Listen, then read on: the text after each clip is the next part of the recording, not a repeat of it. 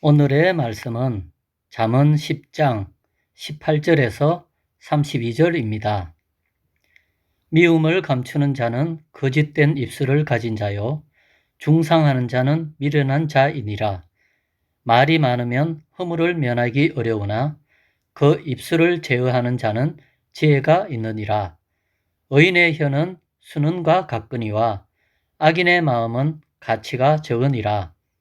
의인의 입술은 여러 사람을 교육하나 미련한 자는 지식이 없어 죽느니라.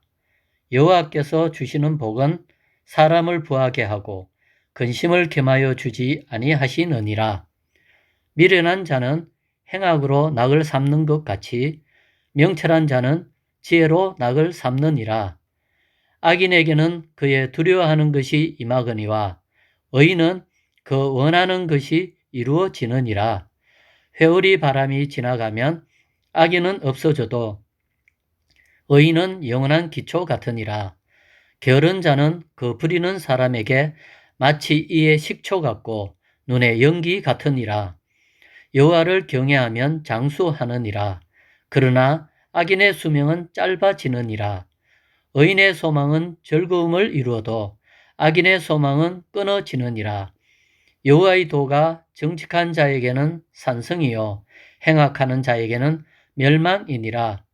의인은 영영이 이동되지 아니하여도 악인은 땅에 거하지 못하게 되느니라. 의인의 입은 지혜를 내어도 패역한 혀는 배임을 당할 것이니라. 의인의 입술은 기쁘게 할 것을 알거늘 악인의 입은 패역을 말하느니라. 아멘. 성경의 잠언은 지혜의 실용적인 측면과 더불어 깊은 사색과 도덕적 성찰을 하게 하므로 그리스도인의 온전한 삶, 즉 토부의 삶을 이룰 수 있도록 인도합니다. 그 중에 오늘 본문에서는 혀 또는 입술에 대해 말씀하십니다. 우리 인간에게 주어진 굉장히 독특하면서도 유용한 언어 또는 말의 사용에 관한 내용을 담고 있습니다. 오늘 본문 19절을 보면 말이 많으면 허물을 면하기 어렵고 그 입술을 제어하는 자는 지혜가 있다고 합니다. 침묵은 금이다 라는 말과 일맥상통한다고 할 수 있을까요? 글은 기록하고 스스로 되짚어 탈고하면서 수정할 기회가 있는 반면에 말은 즉흥적이기에 수정할 기회 없이 청자에게 그대로 전달되는 특성을 가지고 있습니다. 그러기에 어느 한 사람의 말을 들어보면 그 사람의 인격이 보이고 그 사람의 생각이 묻어나기에 그 사람의 사고방식을 알 수가 있습니다. 이 말이 다른 사람에게 어떻게 이해되고 작동되는지도 중요하지만 그 말이 내게는 어떻게 작동되는지도 살펴볼 필요가 있겠다 하겠습니다. 즉, 내가 한 말을 상대방도 듣지만 그 말을 나도 듣는다는 것을 잊지 않아야 합니다. 사실 말은 내 생각에서 출발하여 내 성대를 통해 음성으로 출력되는데 그 음성이 내 귀에 울려 다시 내게 입력이 되면서 내 생각을 지배하는 그런 묘한 순환 구조를 갖고 있습니다. 우리가 잘 아는 음파 실험들이 있습니다. 두 그루의 나무를 향해 각각 사람들이 매일 일정한 기간 동안 말을 합니다. 한 나무에는 부정적인 단어를 사용해서 매일 말하고 또 다른 한 나무를 향해서는 긍정적인 말을 하고 나니 일주일이 지난 이후에 하나는 시들어 죽을 지경이 되었고 하나는 꽃을 피울 만큼 싱싱하게 더욱더 생기 있게 살아나는 것을 보았다 하는 것 여러분 또 듣고 보셨을 줄로 압니다. 컵 두 개의 물을 각각 담아 똑같은 실험을 하니 긍정의 음파가 부딪힌 물은 육각수의 아름다운 물의 결정체가 형성이 되고 다른 하나는 물의 결정체들이 찌그러졌다 하는 것도 있고요. 또 흰 밥을 두 유리병에 담고 또 같은 실험을 하니 부정적인 단어가 부딪힌 병에 밥은 검은 곰팡이가 피었고 긍정적인 단어들이 부딪힌 병에 있던 밥은 흰 곰팡이가 피었다 하는 것들, 굉장히 많은 유사한 실험들이 있습니다. 그걸 보면서 부정적인 단어와 긍정적인 단어가 어떠한 영향을 끼친다 하는 것 우리가 익히 알고 있습니다. 이걸 보면서도 우리는 말의 사용이 엉망일 때가 참 많이 있습니다. 제 스스로를 돌아봐도 그런 것 같습니다. 그런데 그 말이 상대방뿐만이 아니라 내 귀에도 들린다는 사실이 여러분 굉장히 많은 것들을 생각하게 하고 또한 우리가 주의해야 할 그러한 내용인 것 같습니다. 그럼 어떻게 내 언어 사용이 긍정적이고 부드러울 수 있을까 하는 것입니다.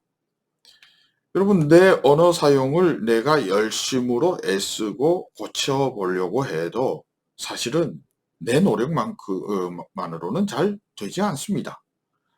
모든 사람이 그 안에 쓴뿌리를 가지고 있고 견고한 진을 가지고 있기 때문입니다. 그래서 결국 결론은 내 안에 복음이 있어야 한다는 것, 그것 말고는 다른 결론이 있을 수 없다는 것에 도달하게 됩니다. 오늘 21절 말씀입니다. 의인의 입술은 여러 사람을 교육하나 미련한 자는 지식이 없어 죽는다고 합니다. 의인의 입술은 하나님을 경외하는 지혜자의 입술입니다. 그의 말은 사람을 살리는 말입니다.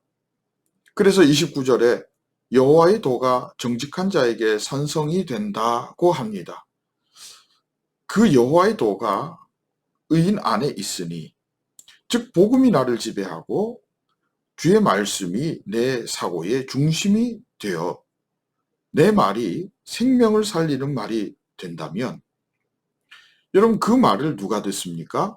상대방도 듣지만 나도 듣는다는 것입니다. 즉 그 말이 다시 내 귀로 들어와 내게 생명이 되고 나를 살리게 된다는 것입니다. 한편 미련한 자는 지식이 없다, 그래서 죽는다 합니다. 여러분, 지식이 뭐 어떤 지식입니까? 하나님을 아는 지식입니다. 여기 원어를 보면 레브, 심장이라는 단어로 표현되어 있습니다. 이스라엘 사람들은 심장에 생각과 계획이 들어있다고 여겼습니다. 라이프 스타일이요, 사고방식이 지식이 없다, 즉 하나님이 없다, 자기 것만 있다라는 것입니다. 하나님의 생각, 하나님의 계획, 하나님의 뜻이 그 안에 없기 때문에 죽었다라고 말하는 것입니다.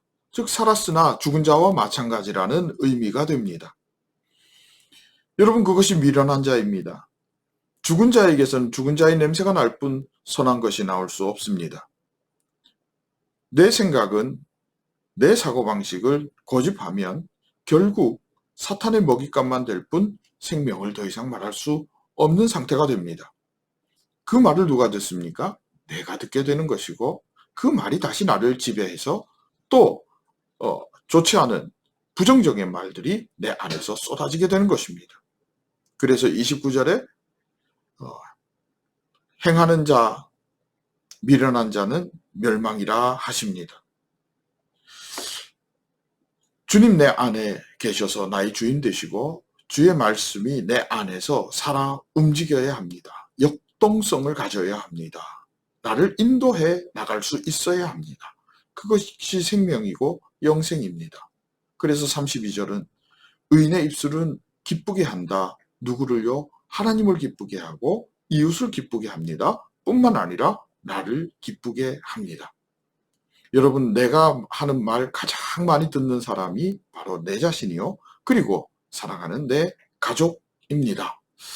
여러분, 내 안에 주님이 계셔서 내 쓴뿌리에서 나오는 그러한 말이 아니라 하나님의 계획, 하나님의 음성, 하나님의 감정이 표현되어질 수 있는 그런 놀라운 믿음의 사람 되기를 진심으로 소망합니다.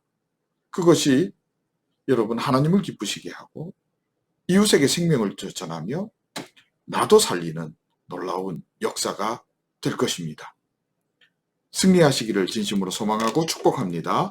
함께 기도하겠습니다. 하나님 감사합니다.